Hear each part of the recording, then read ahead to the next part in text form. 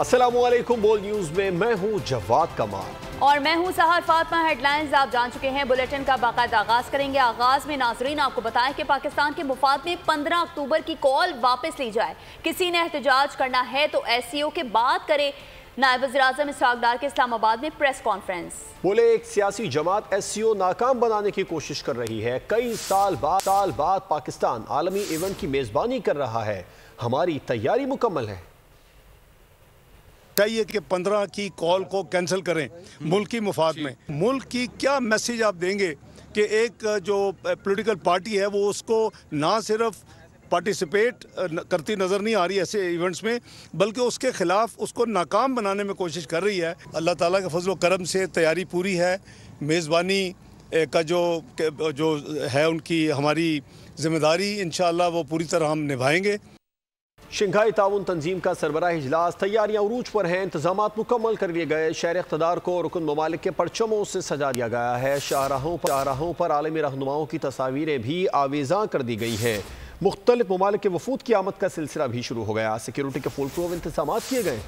پاکستان کی سفارتی محاذ پر اونچی اڑان، ایس سی او کا سربراہی اجلاس 2 روز بعد، انتظامات مکمل، قوم عالمی رہنماؤں کو خوش آمدید کہنے کو تیار۔ اسٹاف لیول مذاکرات کے لیے مختلف ممالک کے نمائندوں کی آمد شروع ہو گئی۔ روس، چین، کرگزستان، ایران سمیت دیگر ممالک کے وفود اسلام آباد پہنچ گئے۔ شہر اقتدار کو دلہن کی طرح سجا دیا گیا۔ سبز ہلالی پرچم کے ساتھ رکن ممالک کے سربراہان کی تصاویر اور پرچموں کی بہار آ گئی۔ ایس سی او اجلاس کے لیے سیکیورٹی کے فل پروف انتظامات کیے گئے ہیں۔ پولیس اور رینجرز کے ساتھ پاک فوج کے دستے بھی سیکیورٹی کے فرائض سر انجام دیں گے۔ آئی جی اسلام آباد کا کہنا ہے کہ ایس سی او سمٹ کے لیے مربوط سیکیورٹی پلان تشکیل دیا گیا ہے۔ اسلام آباد پولیس کے 9000 اہلکار سیکیورٹی پر مامور ہوں گے۔ ایس سی او سمٹ 2024 اسلام آباد میں ہونے جا رہی ہے اور اس کے لیے اسلام آباد پولیس نے بہت کمپریہنسو اور مربوط سیکیورٹی پروگرام تشکیل دے دیا ہے۔ اسلام آباد پولیس نے اوورال جو اپنی ڈپلائمنٹ کی ہے وہ 93% آف ٹوٹل پاپولیشن ڈپلائی کی گئی ہے۔ اس کے علاوہ ریزروز اس کے علاوہ ہیں۔ جڑواں شہروں میں میٹرو بس سروس بند رکھنے کا فیصلہ کر لیا گیا۔ شنگھائی تعاون تنظیم کا اجلاس 15 اور 16 اکتوبر کو ہوگا۔ اور وزیر اعظم شہباز شریف سے لاہور میں وزیر داخلہ محسن نقوی کی ملاقات ہوئی ہے، جس میں موجودہ ملکی سیاسی صورتحال پر تبادلہ خیال کیا گیا۔ وزیر داخلہ نے وزیر اعظم کو ایس سی او کانفرنس کے حوالے سے بریف کیا۔ وزیر اعظم نے وزیر داخلہ کو ایس سی او سیکیورٹی کے حوالے سے ہدایات بھی جاری کی۔ ایس سی او کانفرنس کے خصوصی سیکیورٹی کے پلان پر بھی تبادلہ خیال کیا گیا۔ اسلام آباد میں شنگھائی کانفرنس ہونے جا رہی ہے۔ ملک دشمن نہیں چاہتے ایس سی او سمٹ پاکستان میں ہو۔ اگر ہم ایٹمی قوت نہ ہوتے تو اسرائیل ہمیں نہ چھوڑتا۔ اسرائیل پاکستان سے ڈرتا ہے۔ سعودی عرب فلسطین مسئلے پر عالمی اتحاد قائم کرنے جا رہا ہے۔ ہمیں ایک آزاد اور خود مختار فلسطینی ریاست چاہیے۔ فلسطین کے مسئلے کے حل کے لیے سب کو کردار ادا کرنا ہوگا۔ شنگھائی کے ممبران آ رہے ہیں، دنیا کی 3 بڑی ایٹمی قوتیں جمع ہوں گی۔ پاکستان اور اسلام کے دشمن یہ چاہتے ہیں کہ یہ جو اسلام آباد میں 3 دن کے بعد اجتماع ہونے والا ہے یہ نہ ہو، کہ اگر آج آپ کے پاس یہ ایٹمی قوت نہ ہوتی تو اسرائیل آپ کو چھوڑتا۔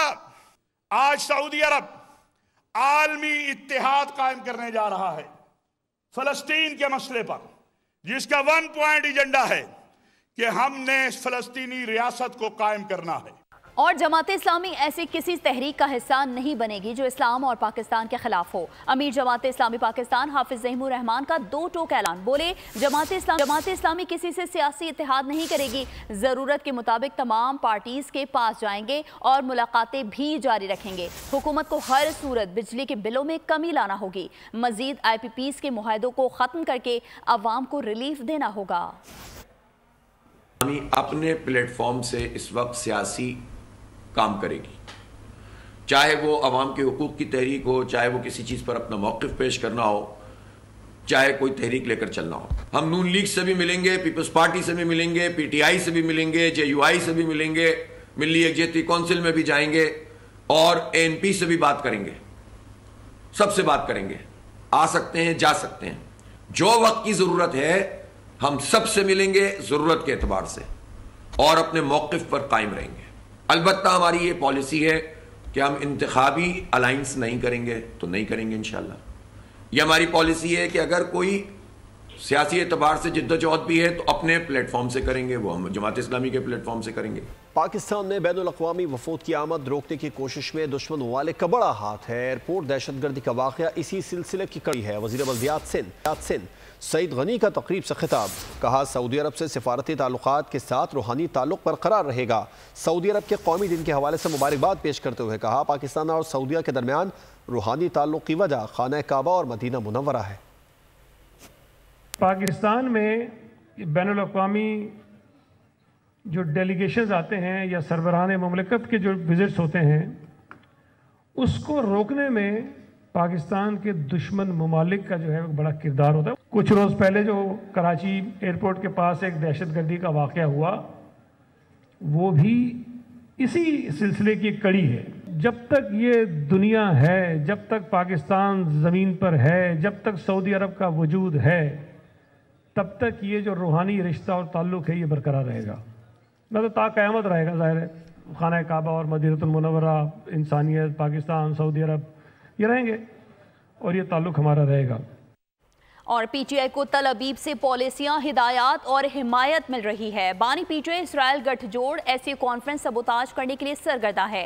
صوبائی وزیر اطلاعات شرجیل انعام میمن کا اہم بیان سامنے آ گیا، کہتے ہیں بانی پی ٹی آئی پاکستان میں صہیونی مفادات کے تحفظ کے لیے کام کر رہے ہیں۔ اسرائیل اور بانی پی ٹی آئی کا گٹھ جوڑ چاہتا ہے کہ کسی طرح شنگھائی تعاون تنظیم کانفرنس سبوتاج ہو جائے۔ یہ پاکستان میں صہیونی مفادات کے لیے کام کر رہے ہیں۔ وزیر اطلاعات سندھ شرجیل انعام میمن کا اہم بیان، کہا کہ پی ٹی آئی اور اسرائیل کا گٹھ جوڑ پاکستان کے قومی مفادات پر سمجھوتا ہے۔ ماضی میں بھی بانی پی ٹی آئی پاک چین دوستی کو نقصان پہنچانے کے لیے چینی صدر کے دورے کو سبوتاج کرنے کی سازش کا حصہ رہے ہیں۔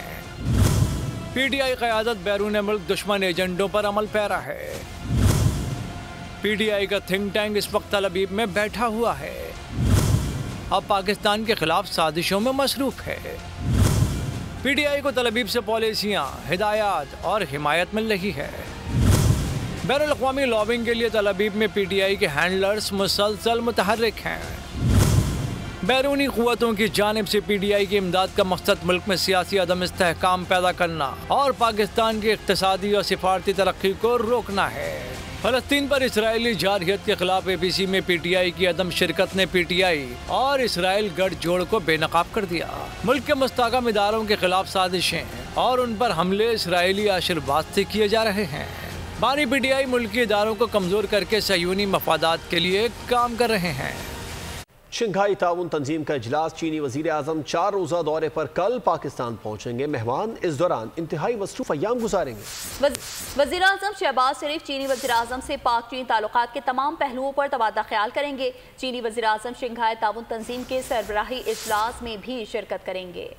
چینی وزیر اعظم لی کیانگ کا دورہ پاکستان، مہمان مصروف ایام گزاریں گے۔ ترجمان دفتر خارجہ نے تفصیلات جاری کر دیں۔ چینی وزیر اعظم 4 روزہ دورے پر کل پاکستان پہنچیں گے۔ ترجمان دفتر خارجہ کے مطابق وفد میں China international development corporation agency اور دیگر اعلیٰ حکام شامل ہوں گے۔ شہباز شریف اور لی کیانگ کے درمیان وفود کی سطح پر سی پیک، معاشی تعاون اور 2 طرفہ تجارت پر بات ہوگی۔ ترجمان دفتر خارجہ کا مزید کہنا ہے کہ چین کے وزیر اعظم صدر مملکت آصف علی زرداری پارلیمانی لیڈروں اور اعلیٰ عسکری قیادت سے بھی ملیں گے۔ لی کیانگ شنگھائی تعاون تنظیم کی کانفرنس میں بھی شرکت کریں گے۔ 15 اور 16 اکتوبر کو اسلام آباد میں ہونے والے سمٹ میں مختلف ممالک کے 200 وفود شرکت کریں گے۔ اور ملک کی معیشت درست سمت میں گامزن ہے۔ سی پیک کے دوسرے مرحلے کا آغاز کرنے جا رہے ہیں۔ سیاسی اور عسکری قیادت سی پیک منصوبوں کی تکمیل کے لیے پرعزم ہے۔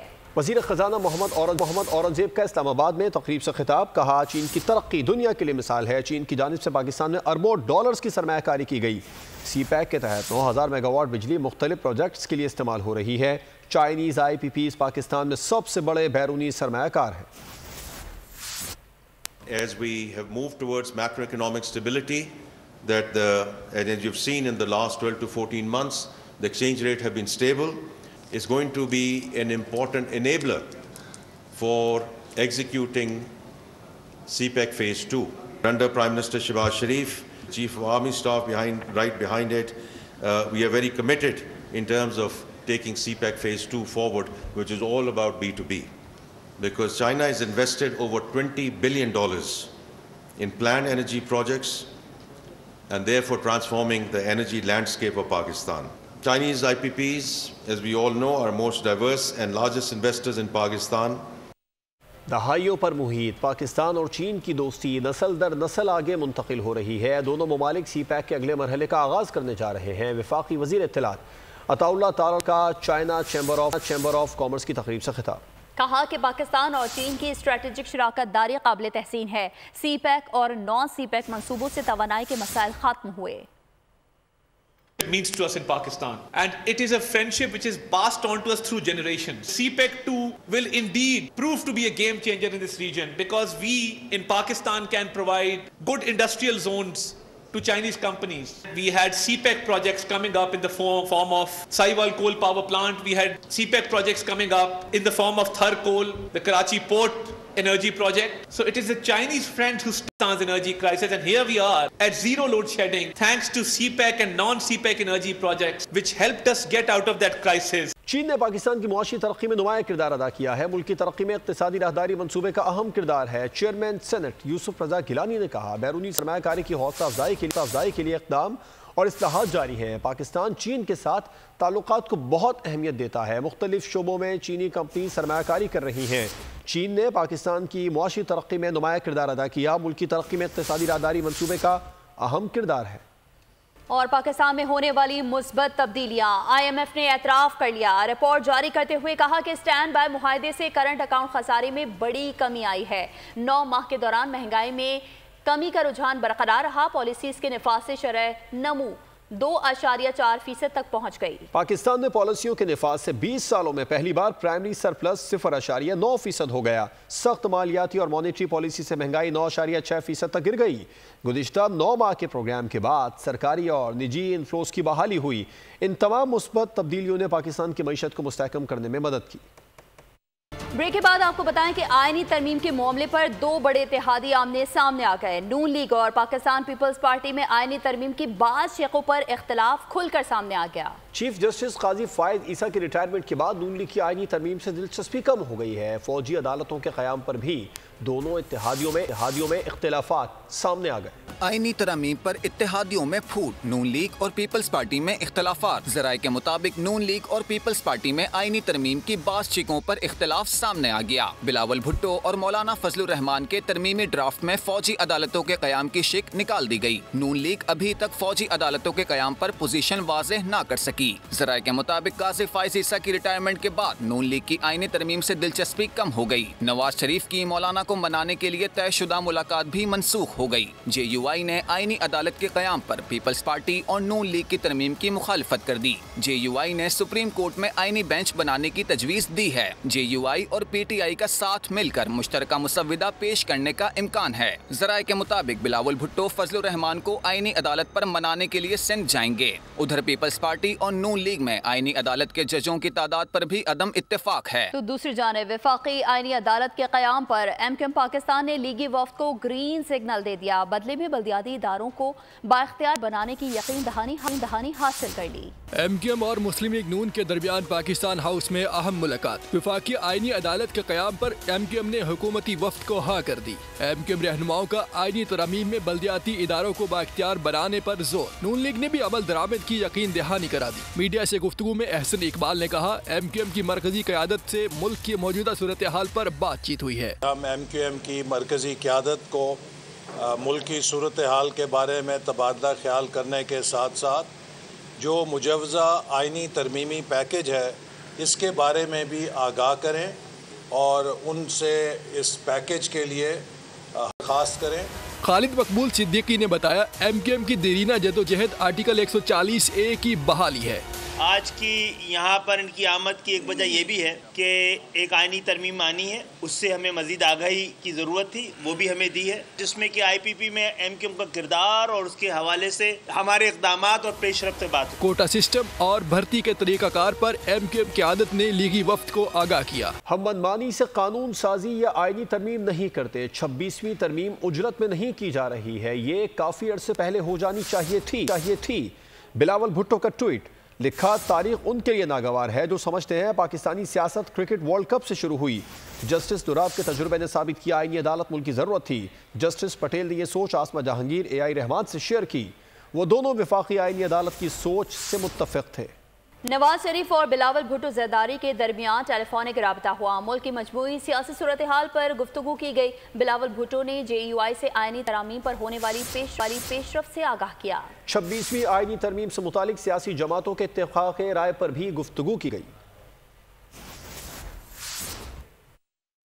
वफाकी वज़ीर क़ानून आज़म नज़ीर तारड़ की ज़ेर सदारत खुसूसी कमेटी की ज़ेली कमेटी का इजलास हुआ। मुजव्विज़ा आईनी तरामीम पर इत्तेफाक राय के लिए मुख्तलिफ मुसव्विदों पर गौर किया गया। इजलास में जमीयत उलमा इस्लाम और पीपल्स पार्टी के मुसव्विदों का जायज़ा लिया गया। ज़राए के मुताबिक ज़ेली कमेटी के इजलास में मुसव्विदों को इख्तिलाफी पॉइंट्स पर भी इत्तेफाक किया गया और इत्तेफाक राय पैदा करने की कोशिश की गई। ज़ेली कमेटी अपनी रिपोर्ट पार्लियामेंट की खुसूसी कमेटी में पेश करेगी। खुसूसी कमेटी का इजलास खुर्शीद शाह की ज़ेर सदारत पीर को दोपहर 3:30 बजे पार्लियामेंट हाउस में होगा। नाज़रीन, आगे बढ़ते हुए आपको बताएं कि शहर कायद में दफ़ा 144 का नफाज, सिक्योरिटी के सख्त तरीन इंतजाम, रेड जोन में पुलिस और रेंजर्स की भारी नफरी तैनात है। मुख्तलिफ मुकामात पर वाटर टैंकर्स भी खड़े कर दिए गए। गोरा कब्रिस्तान पर पुलिस और रेंजर्स की भारी नफरी तैनात। पुलिस अफसरान का रेड जोन का दौरा। SSP के माड़ी कैप्टन रिटायर्ड फैजान ने कहा, पुलिस की नफरी तैनात है, अमन व अमान बरकरार रखा जाएगा। कराची में शार फैसल पर वाक़ इमारत में लगने वाली आग पर काबू पा लिया गया है। कूलिंग का अमल जारी है। रेस्क्यू हुकाम के मुताबिक आग शॉर्ट सर्किट के बाइस AC में लगी थी। आग इमारत के तीसरे फ्लोर पर वाक़ निजी दफ्तर में लगी। इतवार की तातील के बाइस दफ्तर में कोई वर्कर मौजूद नहीं था। वाक़े में कोई जानी नुकसान नहीं हुआ। अब खबर है खेल के मैदान से। इंग्लैंड के खिलाफ दूसरे और तीसरे टेस्ट मैच के लिए पाकिस्तानी स्क्वाड का ऐलान कर दिया गया। बाबर आजम, फास्ट बॉलर नसीम शाह, शाहीन आफरीदी को ड्रॉप कर दिया गया। सरफराज अहमद को भी स्क्वाड से रिलीज कर दिया गया। पाकिस्तान और इंग्लैंड के दरमियान दूसरा टेस्ट मंगल से मुल्तान में खेला जाएगा।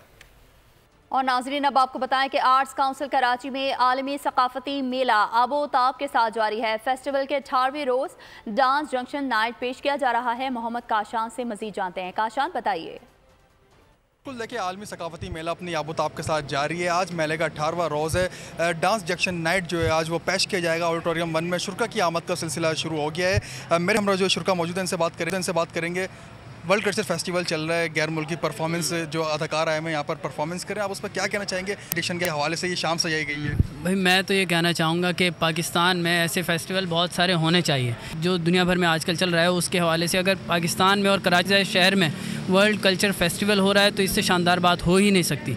बहुत अच्छा लग रहा है। अलग अलग परफॉर्मेंसेज हैं, दुनिया से कनेक्ट कर रहे हैं कि दुनिया में कैसे काम हो रहा है। डांस की हो रही है, थिएटर की हो रही है, वर्कशॉप्स हो रही हैं। शाह साहब की ही एफ़र्ट्स हैं और शाह साहब ने ये सारा करवाया, तो मैं ये समझता हूँ कि उन्होंने बहुत अच्छा काम किया और ऐसे होने चाहिए। शुक्रिया। बिल्कुल, अब नया कि शुरा की आमद का सिलसिला भी जारी है। अब से कुछ देर में जो है डांस जंक्शन नाइट जो है आर्ट्स काउंसिल कराची में शुरू होगा। शुरा की बड़ी तादाद यहाँ पर मौजूद है जो कि इस परफॉर्मेंस से आज महसूस होगी। ठीक है काशान, आपका बहुत शुक्रिया। न्यूज़ बुलेटिन से अब तक के लिए इतना ही। मज़ीद खबरों और अपडेट्स के लिए विजिट कीजिए हमारी वेबसाइट bolnews.com और देखते रहिए बोल। सब्सक्राइब करें और बेल दबाएं ताकि कोई खबर रह न जाए।